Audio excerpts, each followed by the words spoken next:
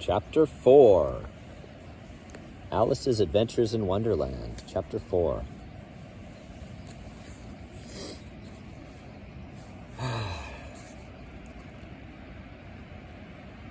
The rabbit sends in a little bill.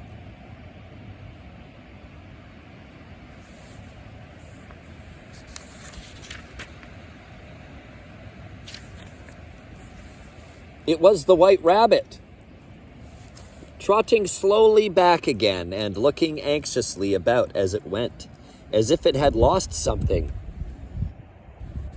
And she heard it muttering to itself, "The Duchess! The Duchess! Oh, my dear paws! Oh, my fur and whiskers! She'll get me executed, as sure as ferrets are ferrets! Where can I have dropped them, I wonder?" Alice guessed in a moment that it was looking for the fan and the pair of white kid gloves, and she very good-naturedly began hunting about for them, but they were nowhere to be seen.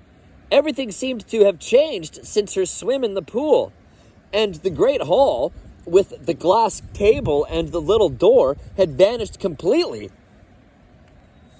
Very soon the rabbit noticed Alice as she went hunting about, and called out to her in an angry tone, "Why, Marianne, what are you doing out here? Run home this moment and fetch me a pair of gloves and a fan. Quick now!" And Alice was so much frightened that she ran off at once in the direction it pointed to, without trying to explain the mistake it had made. "He took me for his housemaid," she said to herself as she ran. "How surprised he'll be when he finds out who I am. But I'd better take him his fan and gloves. That is, if I can find them." As she said this, she came upon a neat little house, on the door of which was a bright brass plate with the name W. Rabbit engraved upon it. She went in without knocking and hurried upstairs, in great fear lest she should meet the real Marianne and be turned out of the house before she had found the fan and gloves. "How queer it seems," Alice said to herself, "to be going messages for a rabbit. I suppose Dinah will be sending me on messages next." And she began fancying the sort of thing that would happen. "Miss Alice, come here directly and get ready for your walk." "Coming in a minute, nurse, but I've got to watch this mouse hole till Dinah comes back and see that the mouse doesn't get out." "Only I don't think," Alice went on, "that they'd let Dinah stop in the house if it began ordering people about like that." By this time, she had found her way into a tidy little room with a table in the window, and on it, as she had hoped, a fan and 2 or 3 pairs of tiny white kids' gloves. She took up the fan and a pair of the gloves and was just going to leave the room when her eye fell upon a little bottle that stood near the looking-glass. There was no label this time with the words "Drink me," but nevertheless, she uncorked it and put it to her lips. "I know something interesting is sure to happen," she said to herself, "whenever I eat or drink anything, so I'll just see what this bottle does. I do hope it'll make me grow large again, for really I'm quite tired of being such a tiny little thing."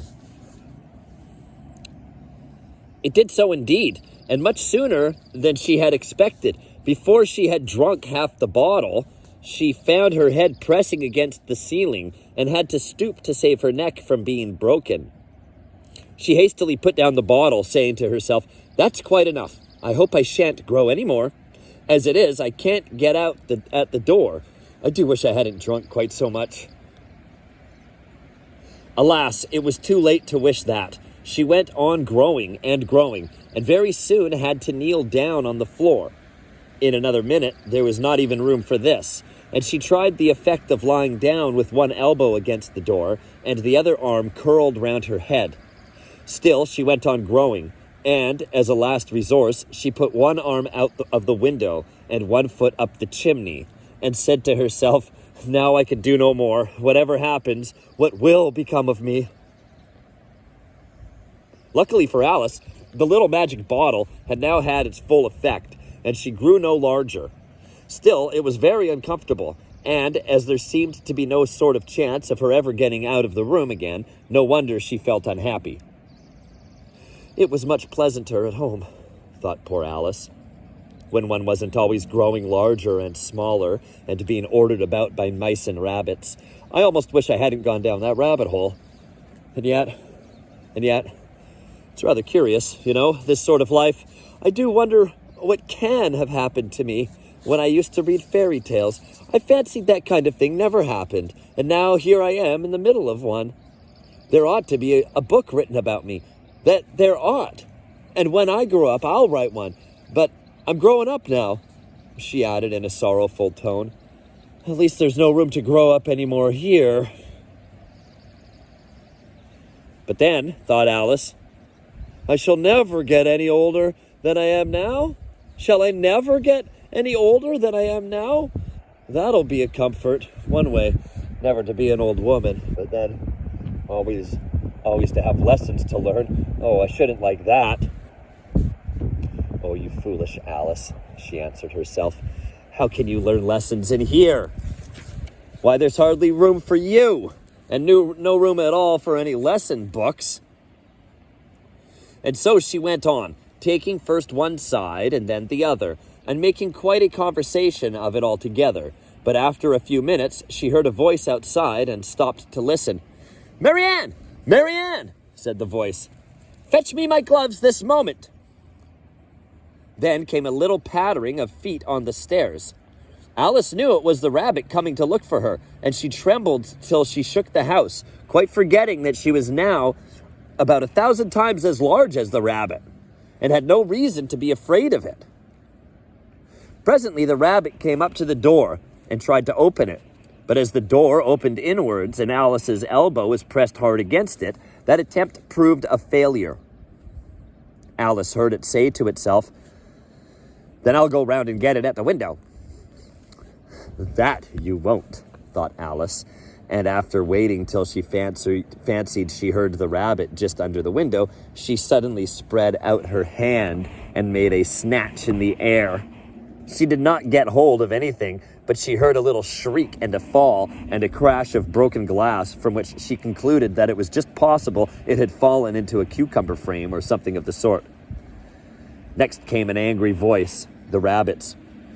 "Pat! Pat! Where are you?" And then a voice she had never heard before. "Sure that I'm here, digging for apples, Your Honor." "Digging for apples, indeed," said the rabbit angrily. "Here, come and help me out of this." Sounds of more broken glass. "Now tell me, Pat, what's that in the window?" "Sure, it's an arm, Your Honor," he pronounced with rub. "Sure, it's an arm, Your Honor." "An arm, you goose! Who ever saw one that size? Why, it fills the whole window." "Sure does, Your Honor, but it's an arm for all that." "Well, it's got no business here at any rate. Go and take it away."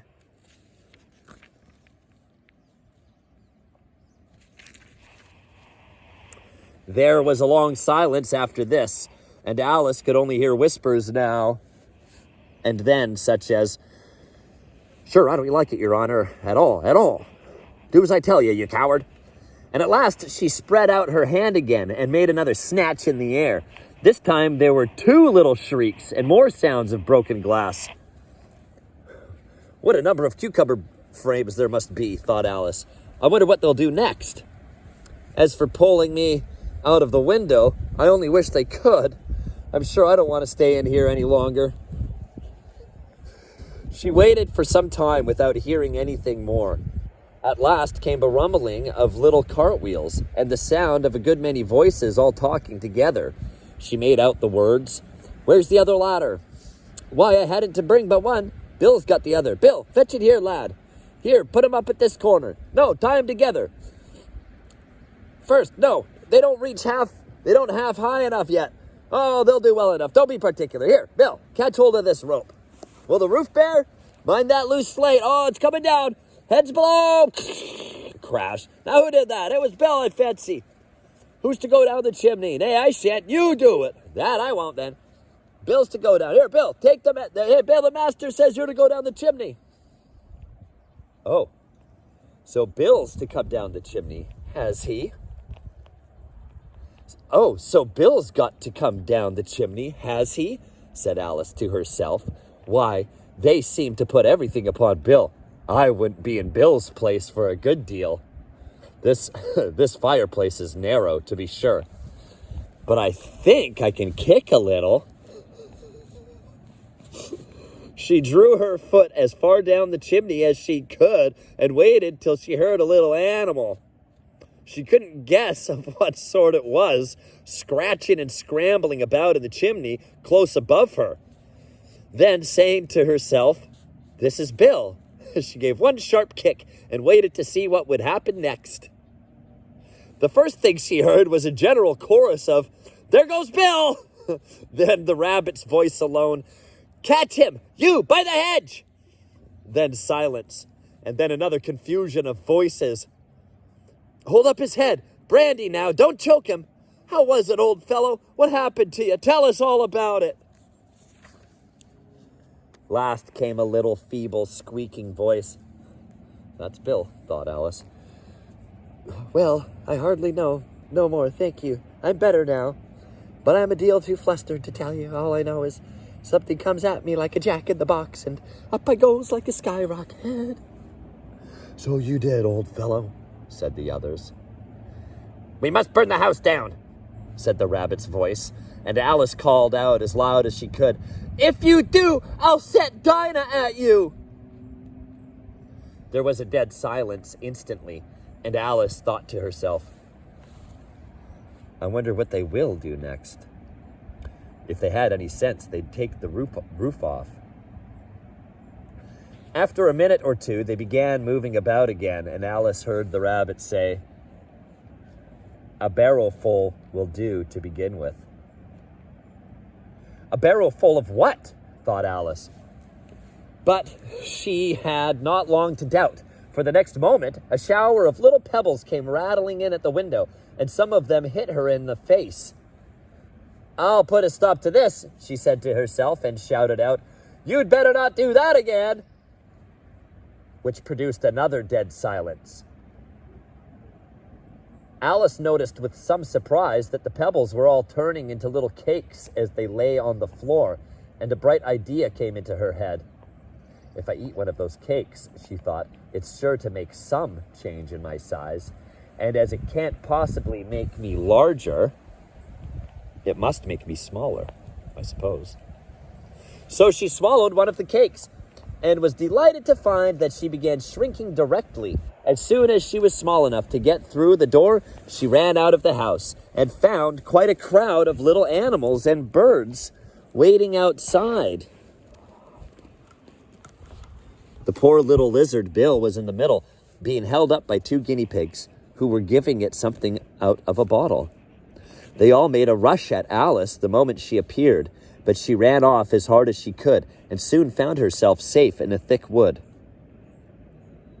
"The first thing I've got to do," said Alice to herself as she wandered about in the wood, "is to grow to my right size again. And the second thing is to find my way into that lovely garden. I think that will be the best plan."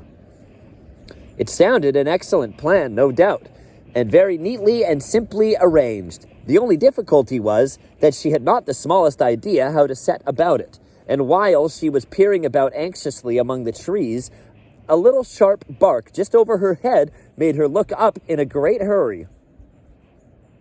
An enormous puppy was looking down at her with large round eyes and feebly stretching out one paw, trying to touch her.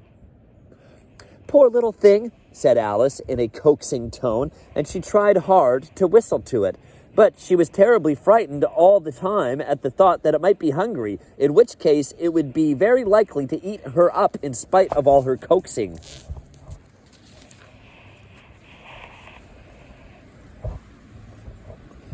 Hardly knowing what she did, she picked up a little bit of stick and held it out to the puppy, whereupon the puppy jumped into the air off all its feet at once with a yelp of delight and rushed at the stick and made believe to worry it. Then Alice dodged behind a great thistle to keep herself from being run over. And the moment she appeared on the other side, the puppy made another rush at the stick and tumbled head over heels in its hurry to get hold of it. Then Alice, thinking it was very like having a game of play with the cart horse and expecting every moment to be trampled under its feet, ran round the thistle again. Then the puppy began a series of short charges at the stick, running a very little way forwards each time and a long way back and barking hoarsely all the while, till at last it sat down a good way off, panting, with its tongue hanging out of its mouth and its great eyes half shut. This seemed to Alice a good opportunity for making her escape, so she set off at once and ran till she was quite tired and out of breath, and till the puppy's bark sounded quite faint in the distance. "And yet what a dear little puppy it was," said Alice as she leant against a buttercup to rest herself and fanned herself with one of the leaves. "I should have liked teaching it tricks very much, if I'd only been the right size to do it. Oh dear, I'd nearly forgotten that I've got to grow up again. Let me see, how is it to be managed? I suppose I ought to eat or drink something or other, but the great question is what?" The great question certainly was what. Alice looked all round her at the flowers and the blades of grass, but she could not see anything that looked like the right thing to eat or drink under the circumstances. There was a large mushroom growing near her, about the same height as herself, and when she had looked under it, and on both sides of it, and behind it, it occurred to her that she might as well look and see what was on the top of it. She stretched herself up on tiptoe and peeped over the edge of the mushroom, and her eyes immediately met those of a large blue caterpillar that was sitting on the top with its arms folded, quietly smoking a long hookah and taking not the smallest notice of her or of anything else.